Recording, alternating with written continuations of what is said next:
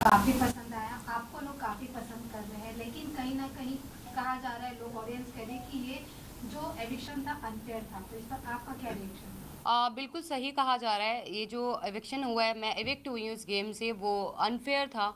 मुझे इस गेम में अभी और खेलना था, मैंने तो खेलना स्टार्ट ही नहीं किया था। और मैं अगर निकली हूँ इस घर से तो वोटिंग की वजह से नहीं निकली हूँ। मुझे पूरा सपोर्ट मिला है जनता का, पर जो अंदर घर वाले थे, घर वालों की वजह से जो है मुझे इस गेम से आउट होना पड़ा, निकलना पड़ा। तो ऐसे कौन से घर वाले लग रहे आपको कि जिन्होंने कहा कि आपको निकलना चाहिए, जिन्होंने आपको सपोर्ट नहीं किया? जी, सबसे पहले दीपक जी, क्योंकि उन्होंने मुझे नॉमिनेशन की उसमें डाला था, और दूसरा नेजी भाई।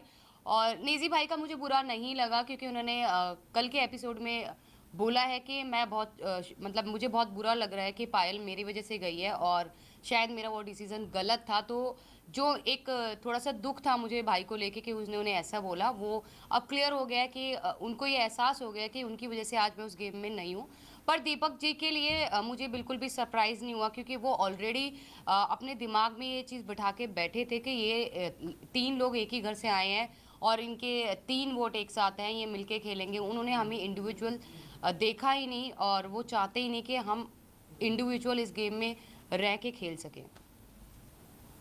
वेल आपने दीपक जी की बात करी, मैं बात करूँ नीरज जी की। उन्हें ऐसा लगता है कि दीपक एज अ विनर निकल सके।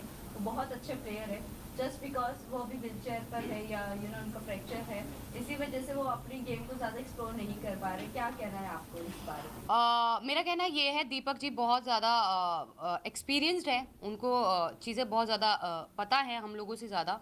ठीक है, पर जो उनकी मेडिकल कंडीशन है उसकी वजह से वो उस गेम में अपना जो उनको देना चाहिए वो नहीं दे पा रहे हैं। वो मेडिकल कंडीशन की वजह से बेड पे रहते हैं, उनको बेड से उठा के मेडिकल रूम तक ले जाने के लिए भी दो लोगों की ज़रूरत पड़ती है।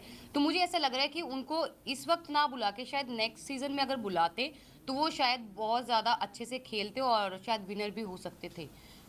पर इसी के साथ साथ ये भी जानना चाहेंगे, शिवानी का और अरमान जी का जो फाइट हुआ था उस दिन मॉर्निंग में, अगले दिन मॉर्निंग में सना मकबूल, पलोमी और शिवानी बैठी थी और अरमान सामने की तरफ बैठे थे आप लोगों के बीच में। तब शिवानी को उन्होंने ये कहा था कि ये इंसान पर भरोसा नहीं करना, और वहीं हम दूसरी तरफ सोशल मीडिया पर देख रहे हैं कि शिवानी ऑलरेडी एक ब्लॉग बना चुकी है अरमान जी के साथ। मतलब वो उनको पहचानती है 2 साल पहले की। वो 2 साल पहले एक्चुअली क्या था कि मेरी एक हम लोगों की ग्रैंड मैरिज हो रही थी, मेरी और अम्मान की। मेरा सपना था जो वो पूरा कर रहे थे। तो उस ग्रैंड मैरिज में शिवानी ऑल्सो इनवाइटेड, वो इनवाइटेड थी। उस टाइम तकरीबन उसके 1.5 मिलियन या 2 मिलियन सब्सक्राइबर थे यूट्यूब पे।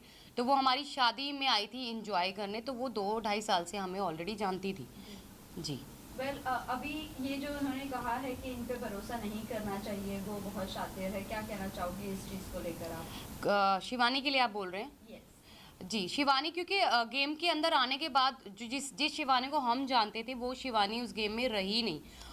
वो मतलब कहते हैं ना कि वो पहले से प्लान करके गई है, मुझे ये करना है तो मैं कैमरे के सामने रहूँगी, मैं ज़्यादा दिखूँगी। तो वो वही काम कर रही है। वो अपनी भाषा को लेके बार-बार बोलती है कि मेरी भाषा लोगों को समझ नहीं आती। दूसरा, वो लोगों के सामने ऐसा प्रिटेंड करती है कि वो बच्ची है, वो छोटी है, पर ऐसा कुछ नहीं है, वो छोटी नहीं है गाइज़, वो अपने घर को खुद चलाती है।